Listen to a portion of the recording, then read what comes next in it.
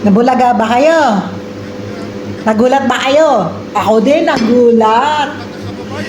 Nagkaroon ng rally, People's Power na kaya ito. Ang daming tao, guys.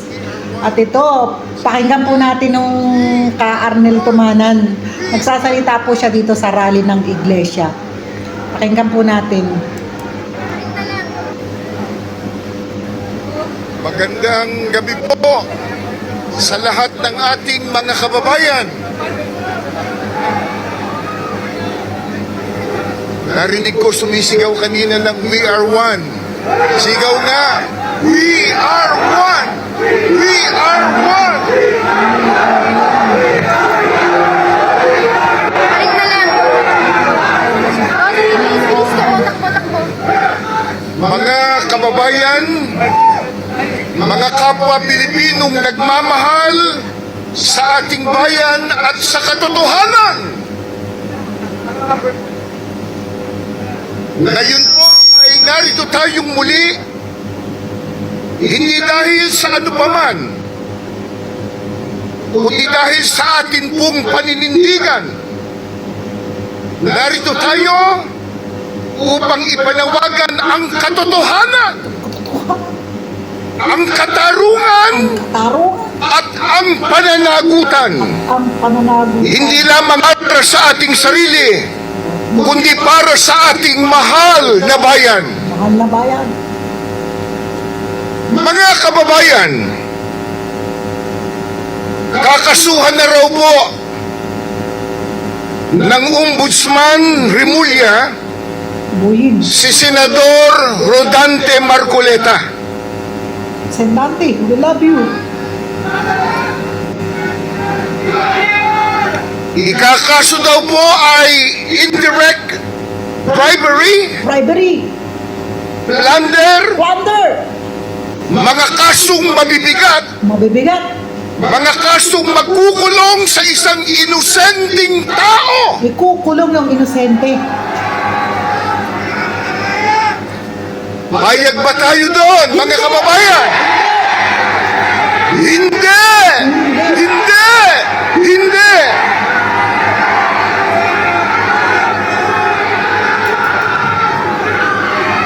Meron pong napakalaking tanong. Bakit po si Marcoleta? Bakit si Senador Marcoleta? Bakit ang nag-iimbestiga Bakit ang nag-iimbestiga? ang siyang kinakasuhan? Oo nga, bakit siya kakasuhan? Bakit ang naglalantad ng katotohanan ang siya nilang pinag-iinitan? Hindi po ba't ang COMELEC mismo ang nag-absuelto kay Marcoleta sa isyong ito? Hindi po ba pinatunayan na ng COMELEC na walang nilabag na batas si Marcoleta? Walang nilabag. Sa natanggap niyang pinansyal na tulong mula sa mga pribadong individual. Kung ang pagtanggap ng campaign funds ay basihan ng plunder, bakit si Marcoleta lang? Bakit si Senador Marcoleta lang? Bakit siya lang ang kakasuhan? At bakit hindi si former Speaker Martin Romualdez?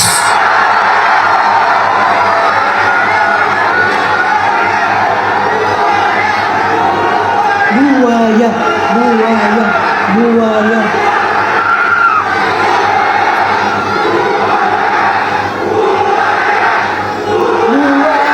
Buwaya, si Martin, buwaya. Oh, dilam ko, Bakit hindi siya ang kasuhan ng plunder? Yayamang tila umamin na siya Umami na siya. nang siya ay lumabas sa isang video Yes. at nagdawit pa sa ehekutibo sa naganap na napaka-anomalyang flood control projects. Tila inamin na niya. Namin na niya. Nagdamay pa nga siya sa executive department. Oo nga.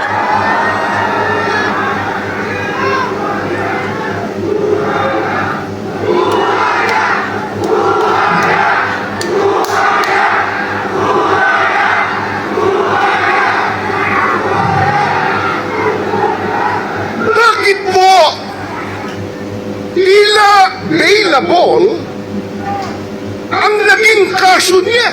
Oo nga, bilang Samantalang si Marcoleta plunder agad. plunder agad. Hindi naman pera ng gobyerno yun. Mga kababayan, bakit hindi kasuhan ang ibang mga politikong sangkot sa pandarambong sa pondo ng DPWH?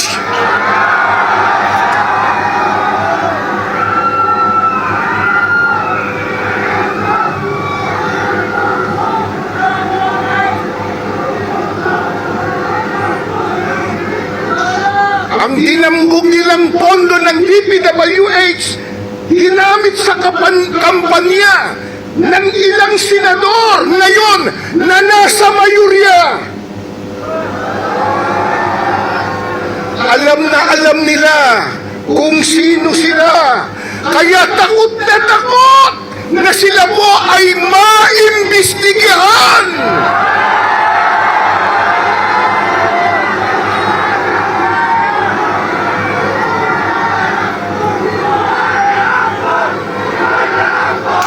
Mandarambong, mandarambong, mandarambong. Daming tao, guys. Gabi na. People's power na ba? Si Congressman Libiste po, may ebidensya. May sworn statement si Bersamin. Nariyan po ang mga ebidensya. Ngunit bakit tila bulag ang ombudsman sa mga ito? Bakit Ginoong Boying Rimulya? Bakit?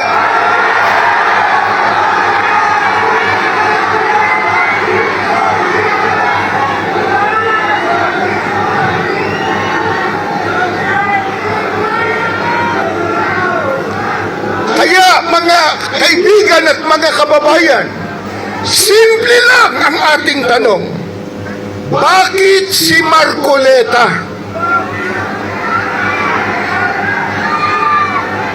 Alam niyo kung bakit? Sapagkat sila'y natatakot kay Marcoleta!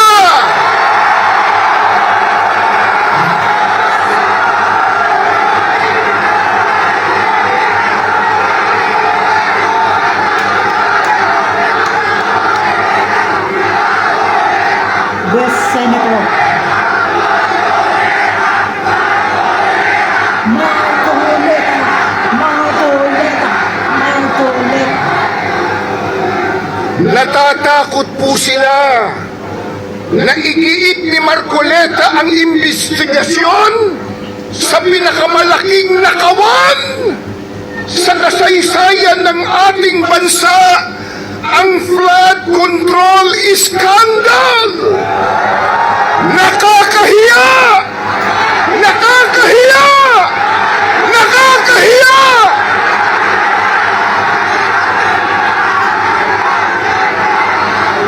Kakahiya. Nakakahiya ang Pilipinas. Ayaw po nilang lumabas ang katotohanan. Ayaw po nilang mapanagot ang mga mastermind. Mastermind. Kaya gagamitin po nila ang kapangyarihan ng ombudsman. Gagamitin po ang sandigang bayan upang takutin, upang patahimikin, upang buksain ang sinumang magsisilbing hadlang sa kanilang kabuktutan. Napakasama! Napakasama! Napakasama!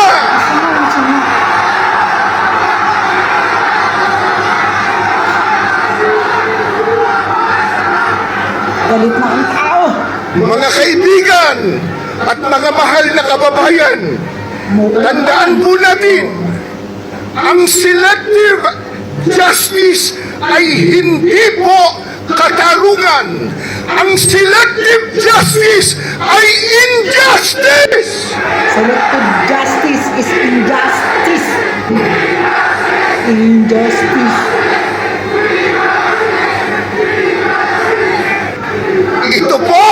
isang kasangkapan sa pananakot upang pagtakpan nila ang katotohanan. Papayag ba tayo? Hindi. Mga mahal na kaibigan at mga Pilipinong nagmamahal sa ating bayan, kapag ang mga ahensya ang dapat sanang nagpuprotekta sa mga mamamayan, isa pa rin nagkakampi-kampi upang gipitin ang mga naglalantad ng katotohanan, saan tayo bubulutin ng mga mamamayan? Hindi po ba halatang halata na ang ombudsman, ang sandigan bayan, at ang ilang mga mambabatas Oo nga, halata sila. nagkakampi-kampi po para protektahan nila ang isa't isa, lalo na ang nakaw na pera.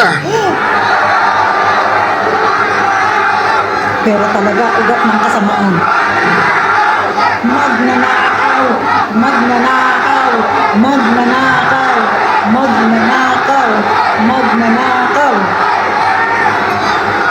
Hindi lamang po nagkakampi-kampi para protektahan ang isa't isa Muulan pa. upang hindi po matukoy ang utak ng korupsyon. Mastermind!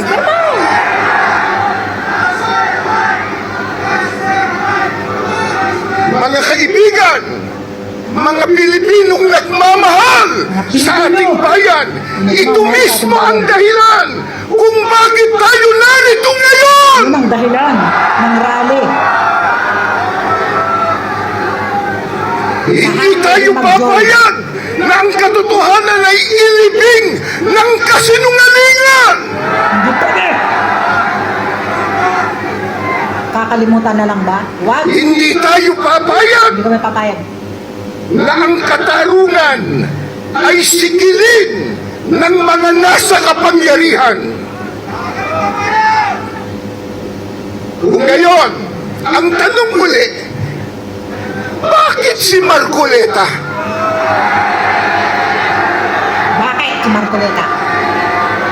Bakit? Question mark. Bakit? May karugtong yun eh. Bakit si Marcoleta? Sila ang mandarambong! Sila ang mandarambong! Si Marcoleta ay kukulong, sila ang mandarambong.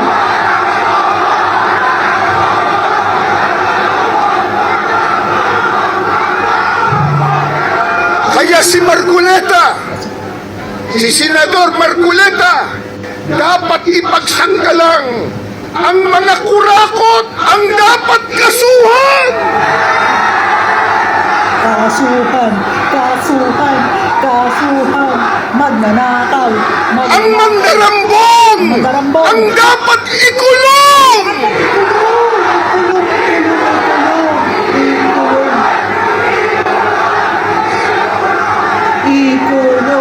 Ikulong. Kaya mga kababayan at mga Pilipinong nagmamahal sa ating bayan, ang panawagan nating lahat ay napakalinaw. Ilantad ang katotohanan, panagutin ang mga mastermind sa korupsyon, Mastermind sa korupsyon. hindi ang naglalantad. Pairalin po natin ang hustisya. Justisya at justice. Justisya.